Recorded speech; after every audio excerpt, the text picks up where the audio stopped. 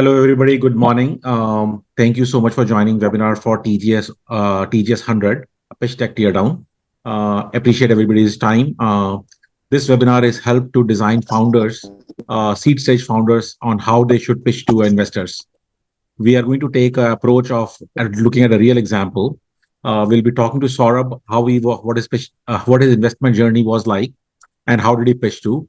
And Vani Kola from Kalaari Capital has joined us kindly to help us tear down the pitch deck, what they liked, and why they decided to fund Saurabh. This webinar is designed to help founders, especially those who are looking to apply to TGS 100, which is a startup award competition. What we'll do today is we'll talk about what is TIE and what is TGS 100 and what the key benefits startup founders should look at TGS 100 to apply.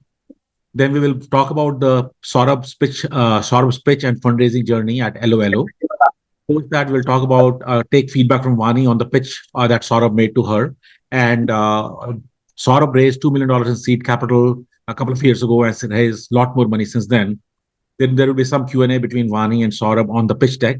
And then towards the end, we will leave last 15 minutes for Q&A by the audience. That's roughly the agenda we'll be following. On request from the host, we are requesting that you hold your Q&A till we present the session so that everybody has a chance to ask the questions.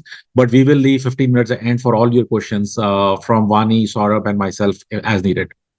So with that as background, let me jump into TGS and TIE. So team, most of you may have heard about TIE, but for those who are new, TIE is a non-profit. It started about 30 years ago. Its mission statement is entrepreneurship. How do we encourage entrepreneurship? TIE stands for the Indus Entrepreneur. It got started in Silicon Valley by successful Indian startup founders and then they wanted to help the community as a pay forward to encourage entrepreneurship in the rest of the ecosystem. Over time, we have spread to multiple nations. India has, I think, about 9 chapters now. We have 25,000 startups and 61 cities in our network. So very strong network, all celebrating the entrepreneurship journey that we all want to aspire to. TIE is bringing its annual global conference, TIE Global Summit, in December to Bangalore. Most of the activities TIE does are local in nature, but the few things that we do are global. This is one of the few things that we do that are global in nature, with 25,000 plus delegates, 3,000 plus startups, 750 plus investors in one place. We are, if you are looking to meet with investors, if you're looking to hear your peers, if you want to attend some master classes, this is a conference to go to with quote unquote the Olympics of Entrepreneurship, one of the largest startup conferences in the world, possibly. A lot more available about TIE Global Summit on our website. But to keep it discussion short, I will jump into one of the conclaves at TIE, which is TGS 100. TGS 100 is designed to recognize, mentor, and promote best 100 companies in the TIE network to investors. The target companies we are going after are seed stage companies across any verticals and who have some sort of external validation and we believe are ready for funding. The format of this award competition is an award competition. We will be dividing up the competition in 10 sectoral tracks, such as B2B, B2C, etc. All of these sectoral tracks available online. But we are open across any sector. We are reaching out to 10,000 plus startups through webinars like these. 100 will make to semi-final on December 9th, and top 10 will make it to final on December 11th. For the top companies, there is a 50 lakh rupees of award money that TIE is giving. This is our give back to the society, to the ecosystem. We expect 750 plus investors, including 100 investors from USA, 50 to 100 funds from India attending, and a lot of angels from TIE Angels, TIE Global Angels, and other angel groups attending the conference. For the startups, this is also an exposure to 4,000 plus audiences who will be there at TIE TGS 100. There are master classes and storytelling workshops available. If you have not heard about TGS 100, I encourage you to go to our website, which URL I'll give in a second. Look up TGS 100. And if you are looking for a seed stage fundraising, do consider applying for TGS 100. There is no application fee, and you get exposure to a lot of good things that are happening here. The target companies we're looking at TGS 100 are seed stage companies, as I mentioned, but with some strong external validation. External validation can be in form of your customers. It can be from your industry advisors. We are looking at seed stage, so looking to somebody who's looking to raise somewhere between 1 crore to 15 crores.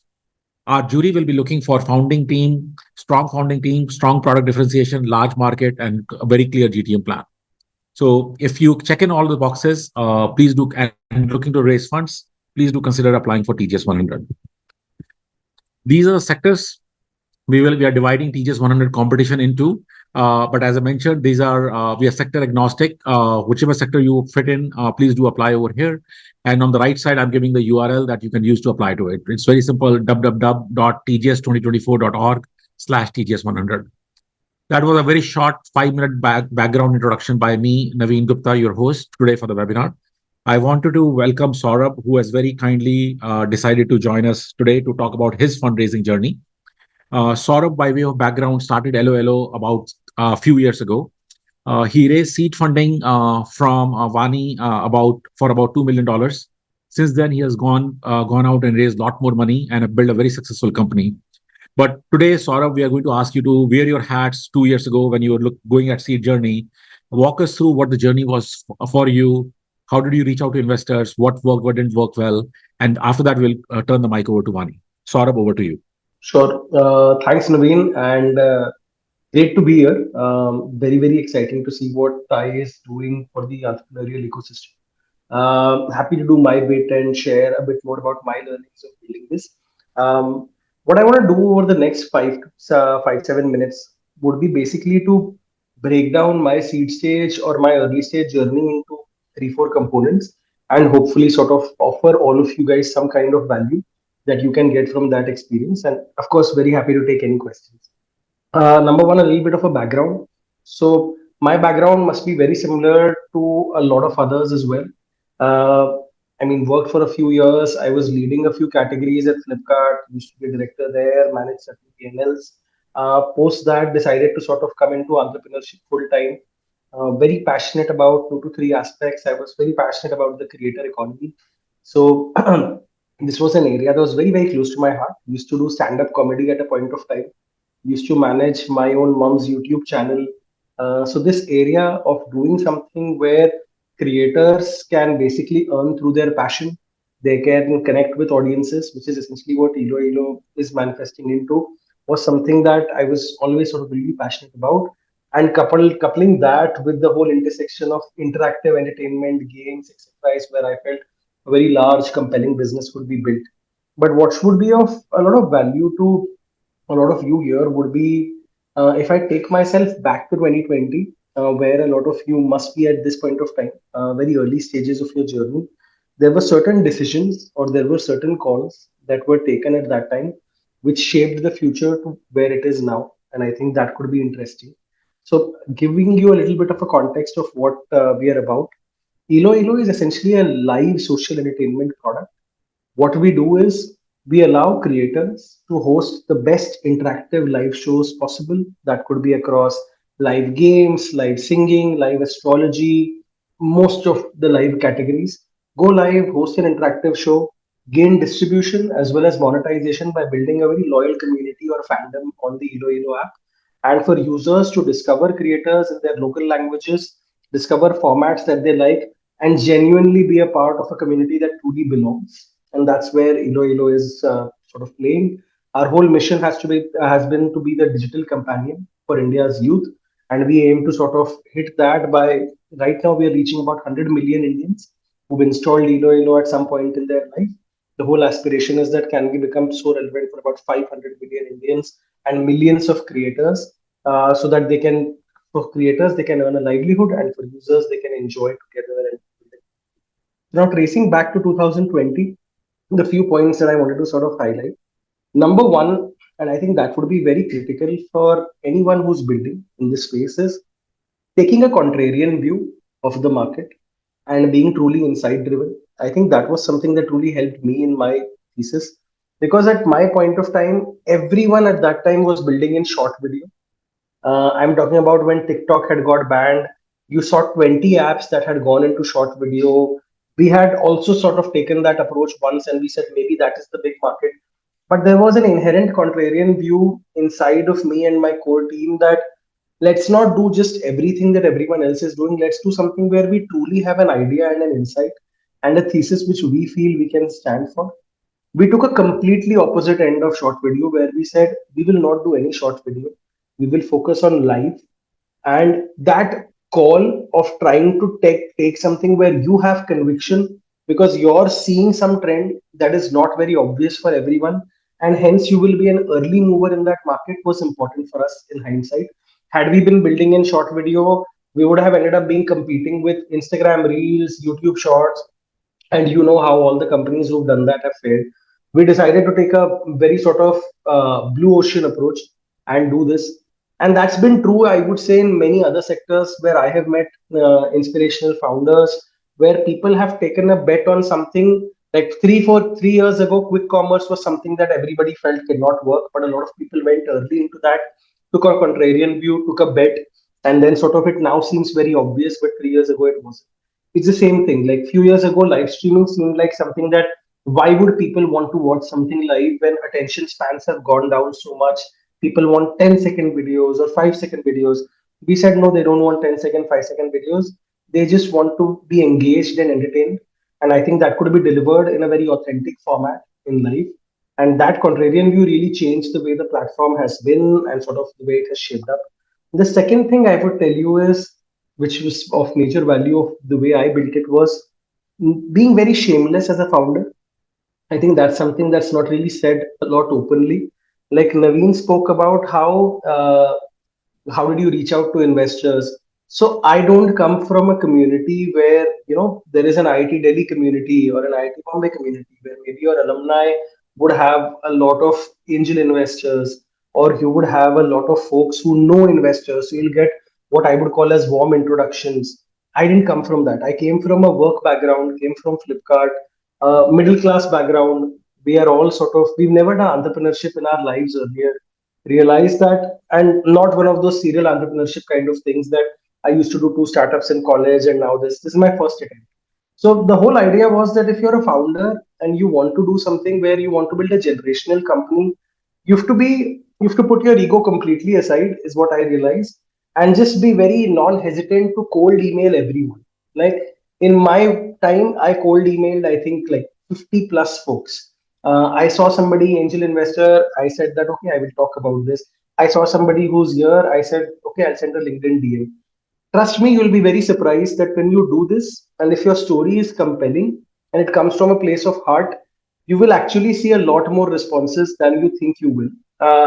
And that gave me a lot of gratification at that time, that it's okay whether you raise a round or not is later, but you're at least having some meaningful conversations that will either help you raise capital or refine your idea a little better as you sort of build it brick by brick. Because at an early stage, aside from capital, what you really want is people who can creatively brainstorm with you. And I realized that a lot of angel investors, VCs, a lot of programs such as TIE would be great to sort of do that, because you're meeting with the best of the folks who are able to do that. So my second advice, of course, would be what I always say, that be completely shameless as a founder and say that that's okay. The emperor does not wear a robe.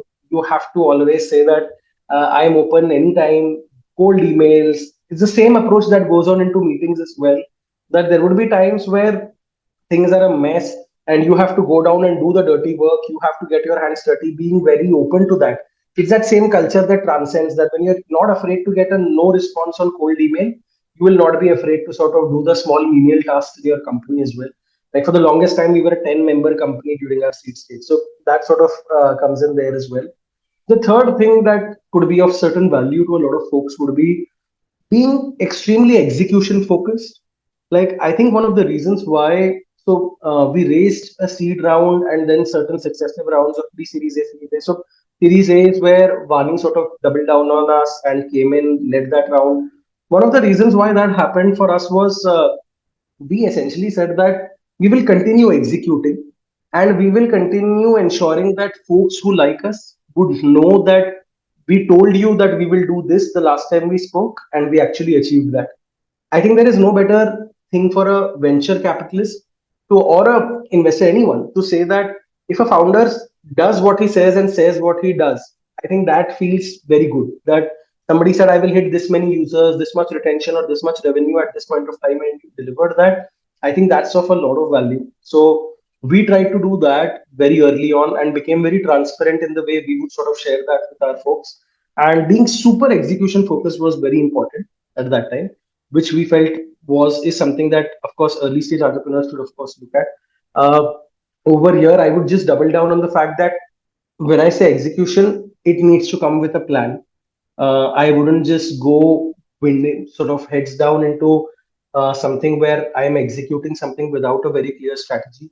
For us, it was executing on a very, very clear problem statement where we sort of had a lot of insights after talking to users, after talking to creators, that what is essentially the big problem in this market, what are the step by step roadmaps that we need to sort of achieve to sort of crack this problem statement, and what could be the milestones we set that we are on the right track, right? Just breaking that down into these three fundamentals.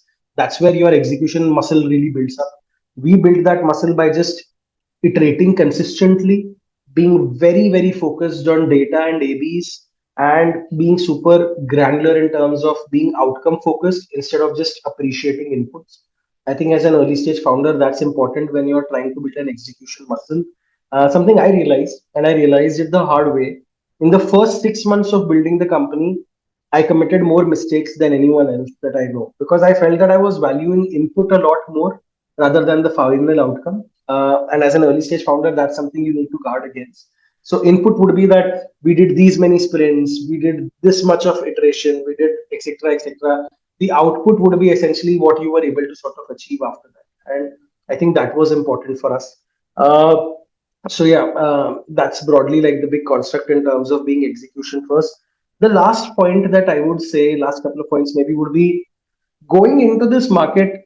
And for each of you, when you're really into this, I call it no plan B. Like when you go into this, it's very important that you realize that entrepreneurship as a journey is very hard. It's actually very lonely and very hard because a lot of times you will feel like you're drinking your own Kool-Aid. Does anyone actually agree with your worldview? And you have to have very deep conviction, is what I would say, when you're picking a space and building in this, because it's not going to be built out in 2 3 years. There'll be people who will tell you 2 3 years mein ban jayega, and then you'll have this kind of an exit. Doesn't happen. You have to think of this as a decade-long journey, and only then, when you have been committed to this day and night, is where you will have VCs as well who are believers in you, because they will see that in your execution, in your insights, that somebody can identify very clearly when you're talking to somebody who's just giving high level insights versus something which is on the ground. So when I say no plan B, it's basically about the fact that don't hedge in entrepreneurship. If you're building something, do it full time.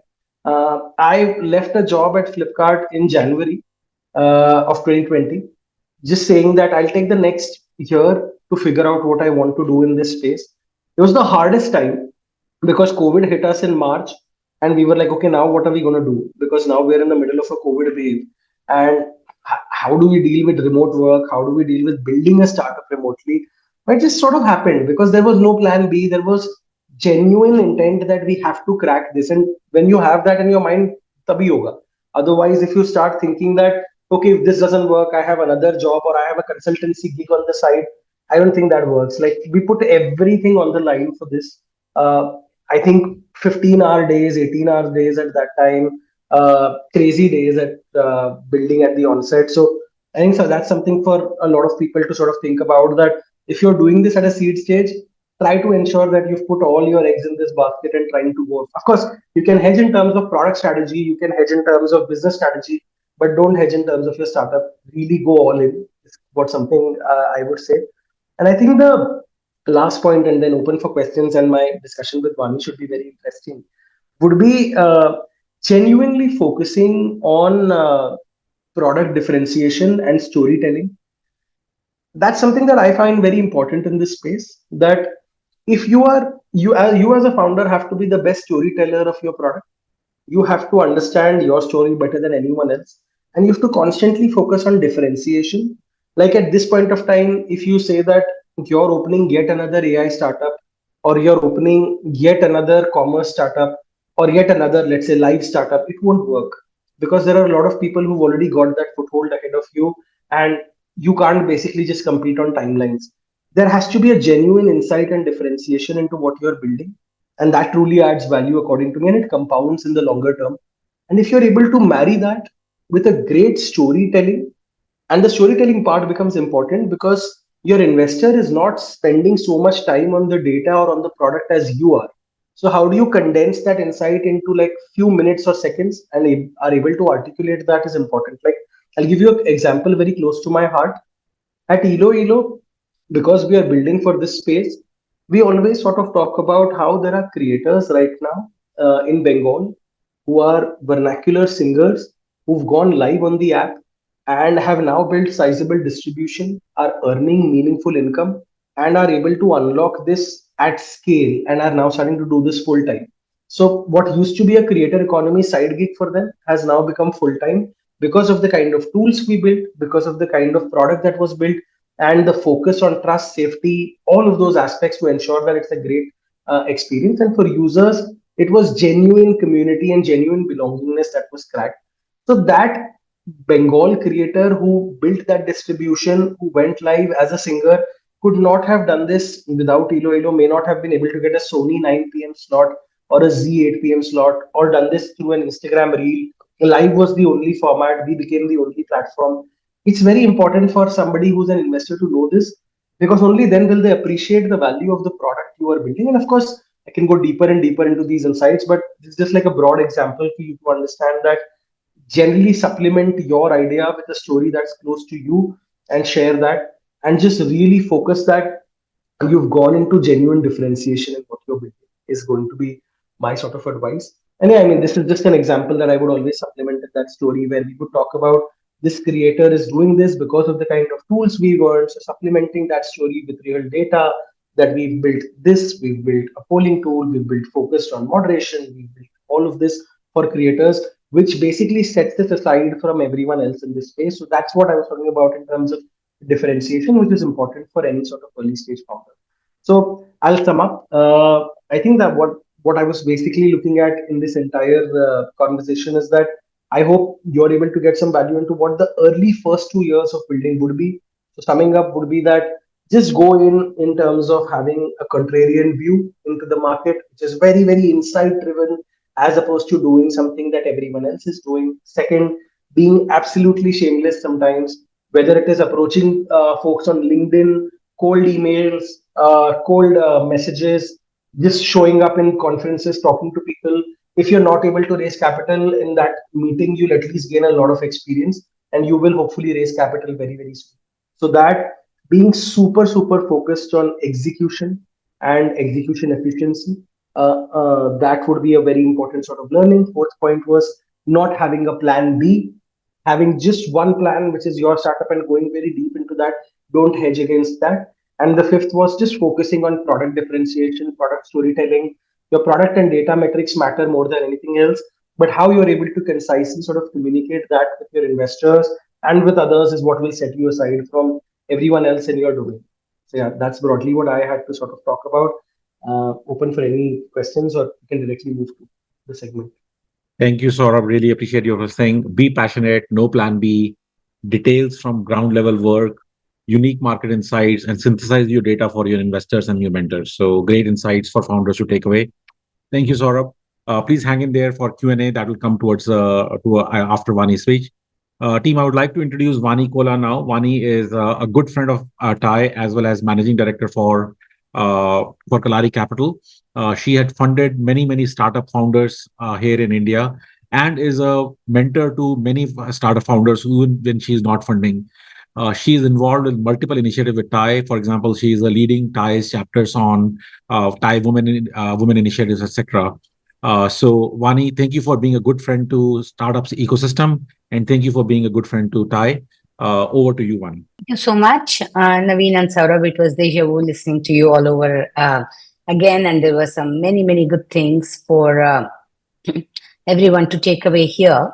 You know, there are many myths that I come across almost daily about what it takes to raise capital. So I want to talk from the other side of the table, and some of the myths are: does pedigree matter?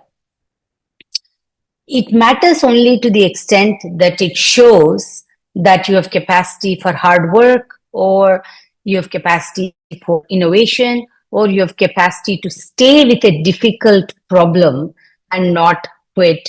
And it is really more from a context of what does it say about your personal attributes.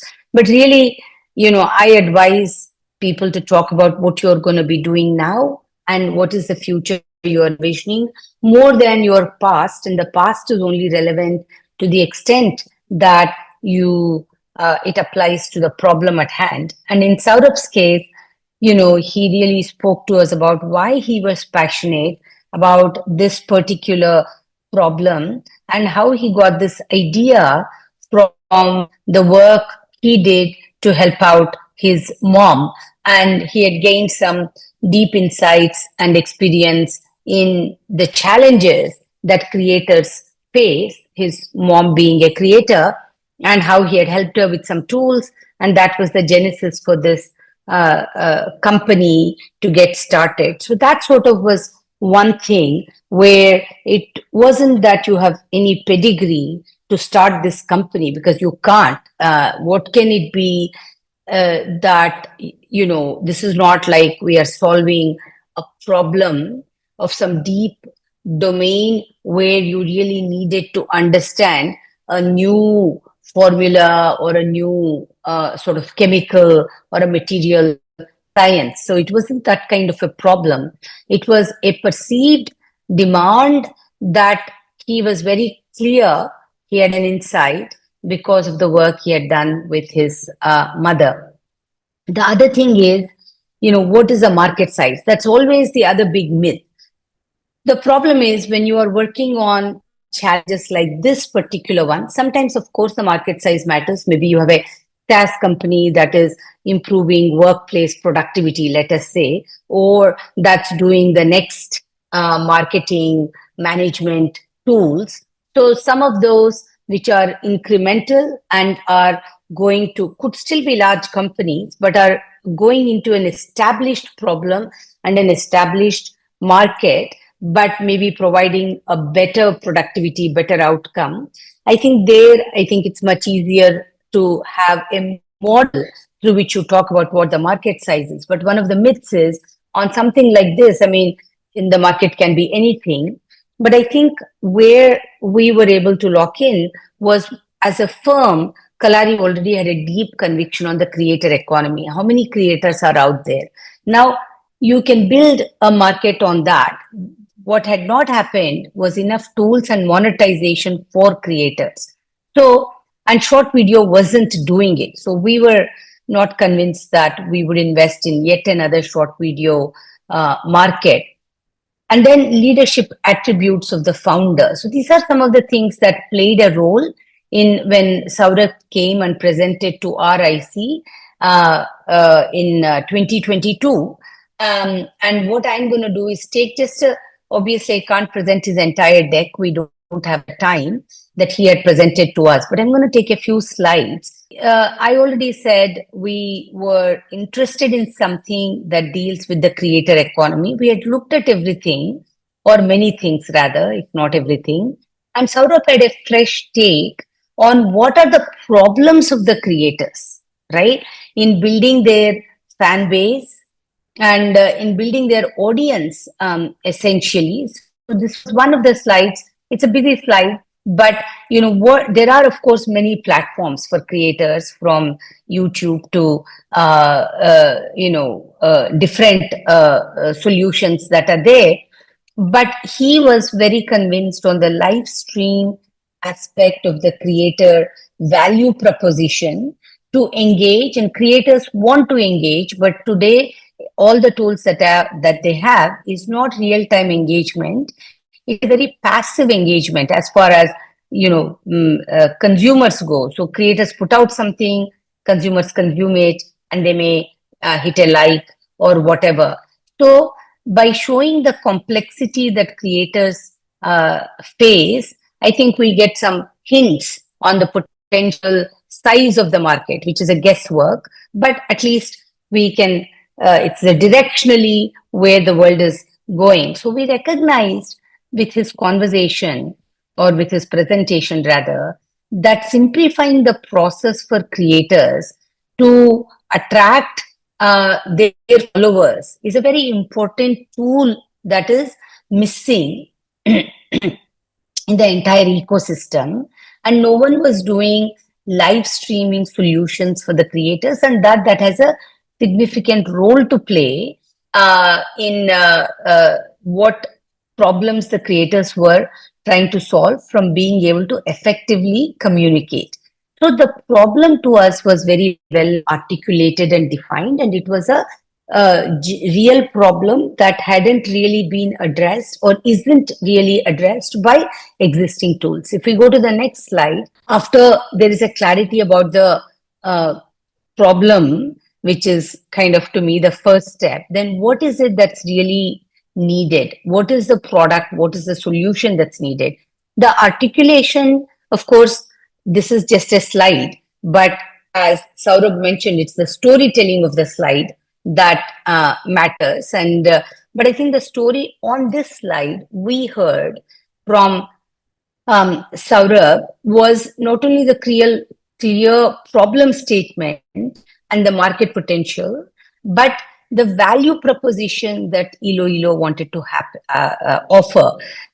While the social media platforms covered the discoverability problem, the creators weren't able to monetize, also weren't able to engage with their customers, with their consumers, so to speak. So the next evolution of the creator economy beyond the discoverability would be, how do they own the relationship with their fans and with their customers, and what are the tools and platform that's needed for them to be able to own that. And within that also, there are some fast growing genres for the creators, like casual games, astrology, singing, I will call it talk show, but real time chatting. So these were some of the things that the team had identified would act as catalyst to deepen the relationship between the creators and the followers. That's sort of the pitch we heard from this slide, from a very concise storytelling. Okay, so now if we go to the next slide, remember we talked about how monetization is important, and oftentimes, sometimes founders are very tentative about what their monetization plan is. It's not so much that you may or may not be monetized on day one, depending on the category of the problem you're solving. But I think it's very important to align with your investors on the philosophy of monetizing.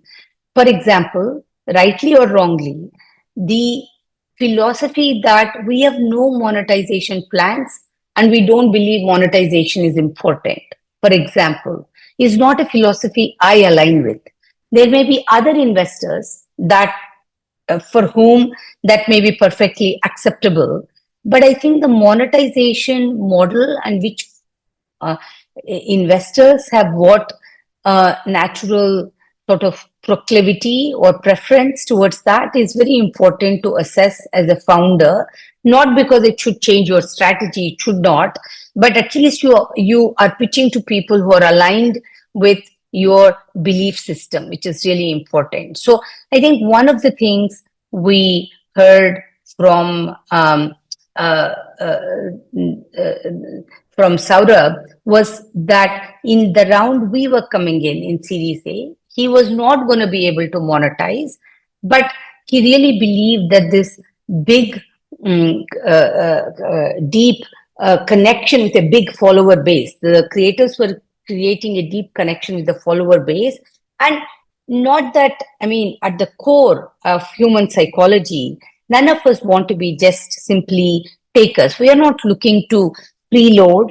We understand that other people have livelihoods, they have to exist. And but if we receive value, we are willing to pay for it, right? But the creators have to first establish what is the value to my followers, deepen the follower base, and that the followers will pay not just through advertisement, but through their satisfaction of having received some value, they would be willing to pay. But to do that takes time. And so Saurabh was very clear that his model was going to be for followers to pay truly creators that they loved and liked and to support them, patronize them. But he wasn't going to be able to do that for the first sort of 18 months, so to speak. And I think we were okay with that insight and understanding and priority of his commitments. I think he was very clear. And here he also talked about early experiences of creators, which we were able to validate, shifting from the era of TV, which of course was never interactive format, but there was something in the TV format that also worked. So how to leverage that, but modify that into the new format, that now the always on system that we have with our mobile first lifestyle allows. So the question, so he was very short and crisp about who his early creator customers were, that by providing tools, platforms to these creators to get to know their followers better.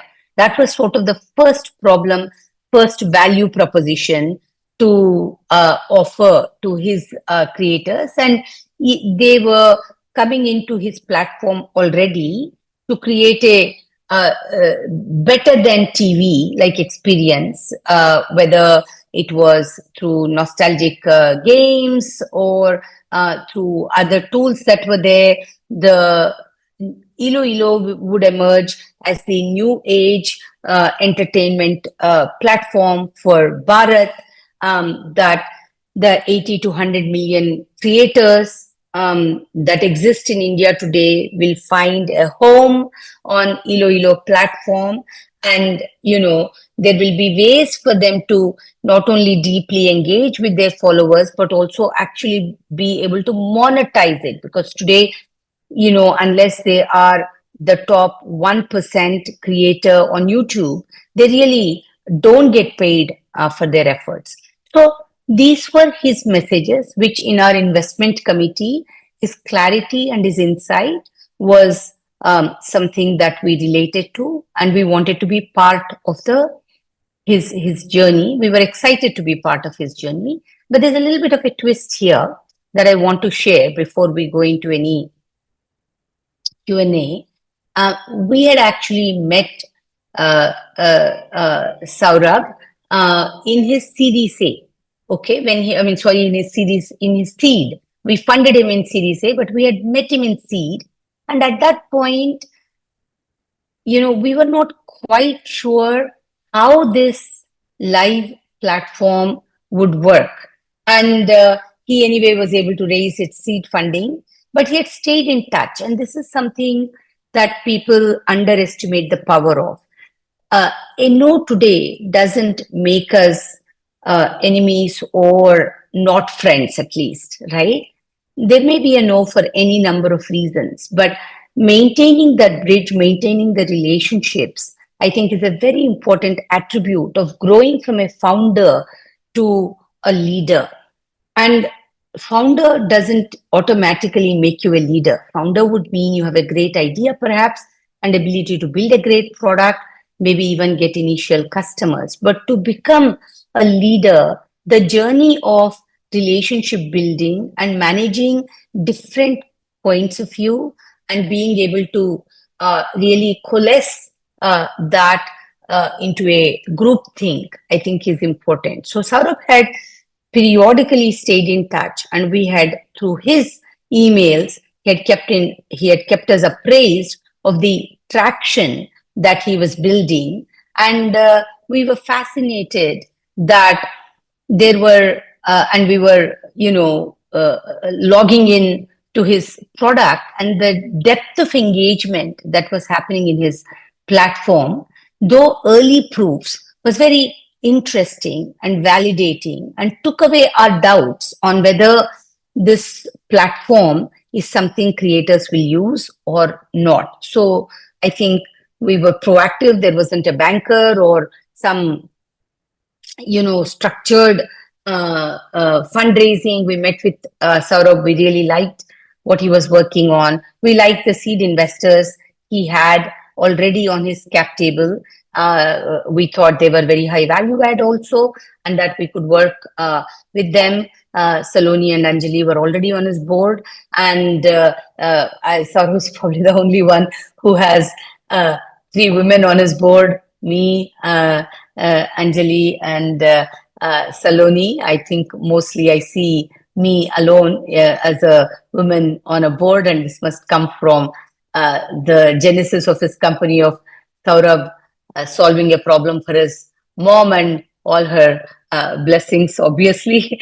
And then, it was just a great board that worked very cohesively, and we were very excited to be part of his journey. So, in summary, I think his articulation of the problem and what the real issue was and how that was differentiated in the real gap and how he was differentiating in the market, and his clarity of what problem he wants to solve, how he wants to solve now, and what problems he'll solve later. What is the priority today? What's a priority a year or 2 years from now? I think he had a very clear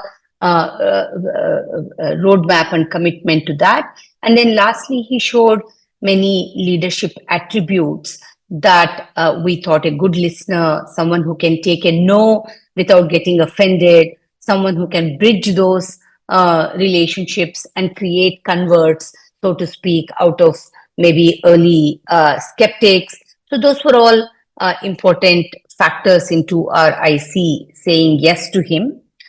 So I'll close my comments, but I want to offer a few questions, one or two, to Saurabh. And in the meanwhile, I encourage you to post questions in the chat, and we will be able to ask him some questions if you have for him.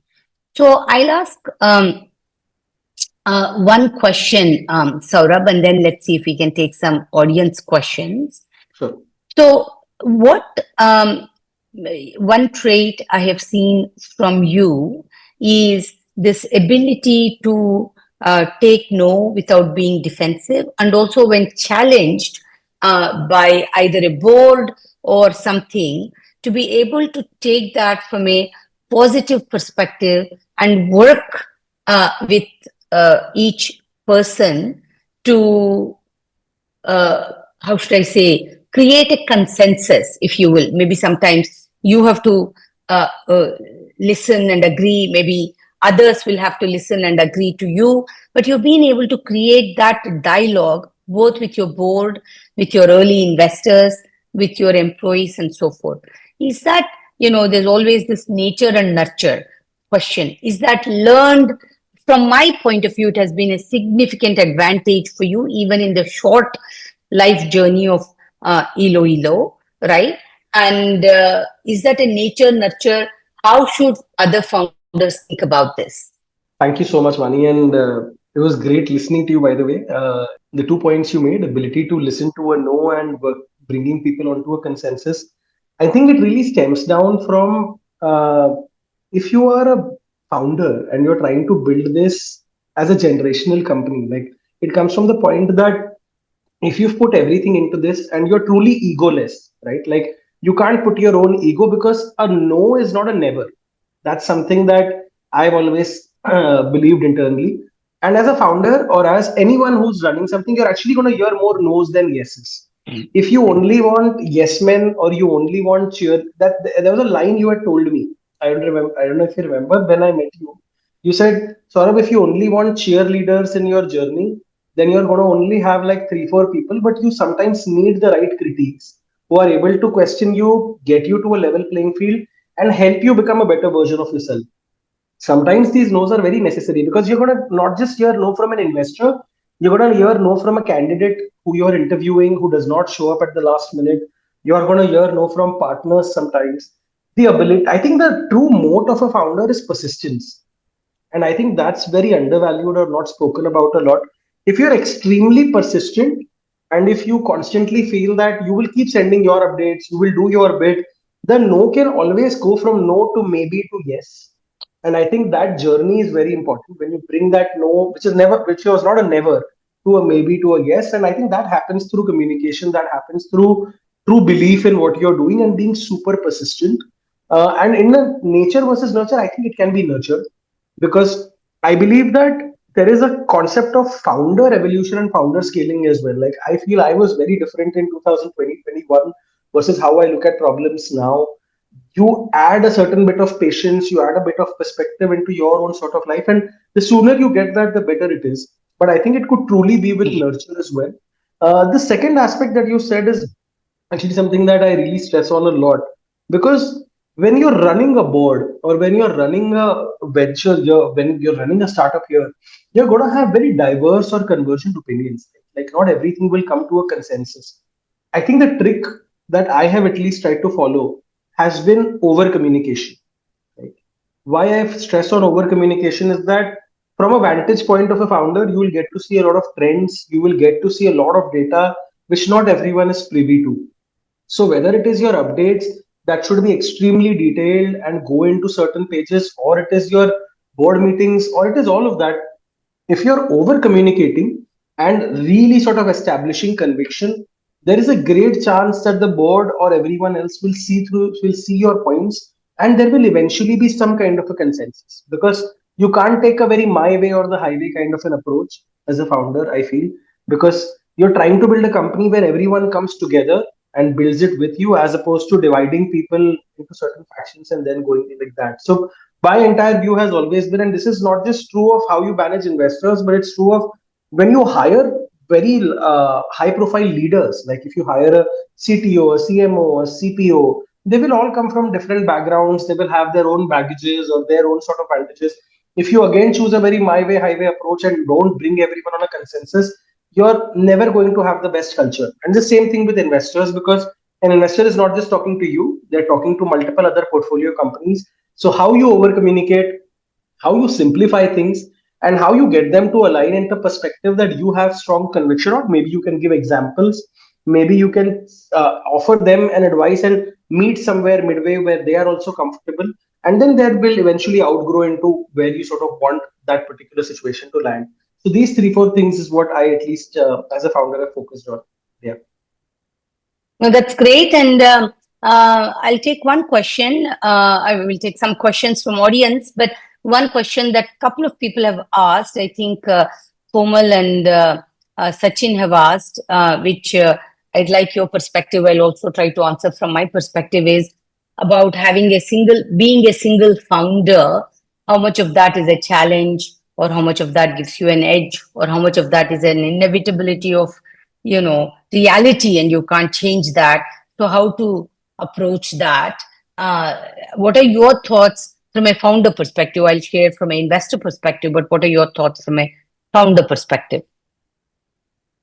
I think to each his own. I would simply say that sometimes it's very situational. Like, there could be multiple situations where maybe two, three of you started a company and now you're a single founder, or you decided to start a company as a single founder. I would actually say that it has its pros and cons. The good advantage of a single founder is that there is sometimes one direction that the company is headed towards, which is full of very deep conviction, and there is no confusion in terms of multiple people sometimes saying multiple things. And sometimes it's very liberating as well, because you know the responsibility is with you, you know that you have to sort of shoulder this ahead. And I think a lot of great companies have been built by single founders. So I've always heard from in a lot of conversations about a magic number of founders or a magic number of this. And of course, it's great if you have two, three, if you really want to come together. But having that number just to sort of raise or just to start is not something that I would be very convinced. I would say that if you have deep conviction in what you're building and your belief, you can be a single founder. If you have someone who has complementary skill sets, like if I have somebody who has an absolute complementary skill set and your entire perspective or cultural worldview matches as well, it's very hard to find somebody with whom your culture, your way of building companies, your hard work, everything matches. If you have that, great, start a company together. Otherwise, I don't think being a single founder has any disadvantages. Like, some of the largest companies have been built like that. So you could take it as an advantage. But the only caveat I would say is sometimes it gets lonely at the top, where you might want somebody to share that ideas. If you don't have a co-founder, you just need to have a great founding team with whom you can share all this, because sometimes you need more brains at a problem. So that's broadly my perspective, but been building it as a single founder. So kudos to anybody who's doing that. So my view would be as an investor slightly different. Of course, there are great examples of single founders building companies, but from an investor perspective, not that it's an automatic no, obviously it isn't, but we see that as a disadvantage. I'll be honest and put that on the line, okay? Because a startup is a very complex problem to solve till you have proven many things: product market fit, brand, and many things. And one person can't do it all. And usually you don't have the capital to pay for someone. Like Saurabh said, he left Flipkart, he started this company. And, even today, I know how much he gets paid, and he would get paid a lot more at Flipkart, let's put it that way, right? So now it's your vision, it's your passion, but now you want people to come and join you. And why would they come and join you, giving up, whatever their lucrative career, unless, just for passion, because you are the owner of your business, you are getting the visibility, you own most of the equity, and more importantly, you risk calculated in whatever way you risk calculated in your head. Having 2, 3 co-founders who are like-minded but with different skill sets is always a great advantage, because you will move farther as a company. Now, of course, co-founders who don't get along and have a lot of infighting, not that they start that way, but many do end that way, becomes a death knell for the company, and that's a problem. Whether they truly have complementary skills, and whether they have aligned values and aligned philosophy and vision, then it's a huge, tremendous advantage. And many companies wouldn't have succeeded without that being the case. The second, where co-founders have a lot of infighting because of many reasons, I won't go into, that becomes an absolute nightmare for the company to be able to survive. The third, where the co-founders get along so well, but they all think they're equal, and hence everybody has to be part of every decision, and there's no clear leadership for anything. That also is a problem. And oftentimes when we meet co-founders and I say, what are your roles and responsibilities? And they say, oh, we are equal, we will do everything, each of us will do everything. That doesn't work, because there is and will be in the company, as the company grows, someone who has to sort of make decisions and move forward. And all decisions can't be consensus based, and all decisions cannot be majority vote. It's running a company, it's not running a democratic government. Okay. Even there, you have somebody you have appointed to make different decisions, right? So it's the same thing. And so who is the CEO? And often they don't want to, for some reason, establish roles very clearly. What that says to me is they haven't had the hard conversations, and they're friends, they get along, and they don't want to have the hard conversations. So that would be my answer to co-investors. I think we might have only time for 1 or 2 questions.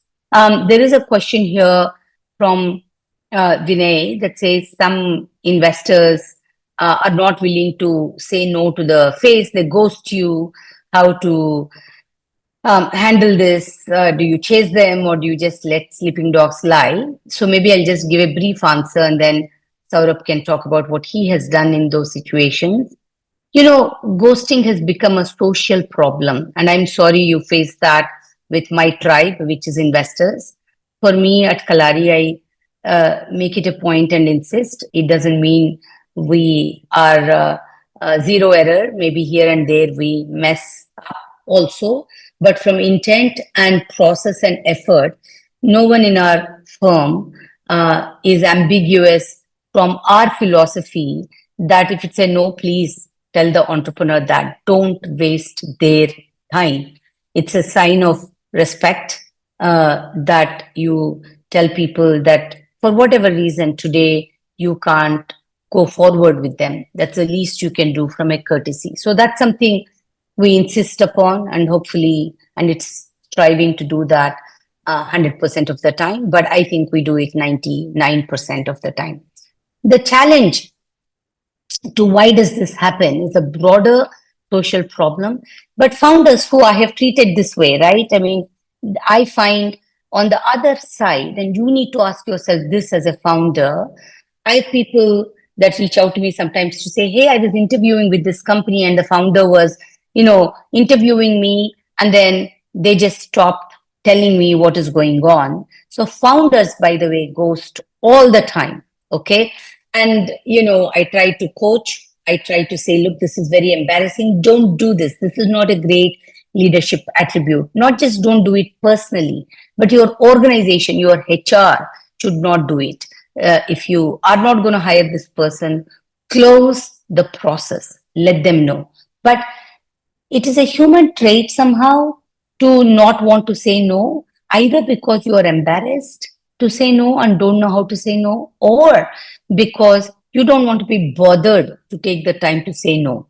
And I think the only thing we can do is each of us can be better about it, because it really matters. It is another person, it's another human being on the other side. And who knows when we are going to be on that side, because all of us someday will be on that side, because all of us need something from someone. And that someone we all hope, whether I may be C, you are a founder, somebody is an employee, or otherwise, we all hope that the person that we are trying to get yes or no to will have that minimum courtesy for us. So, to what to do about it, my philosophy is I reach out maybe 3-4 times, maybe through different mediums.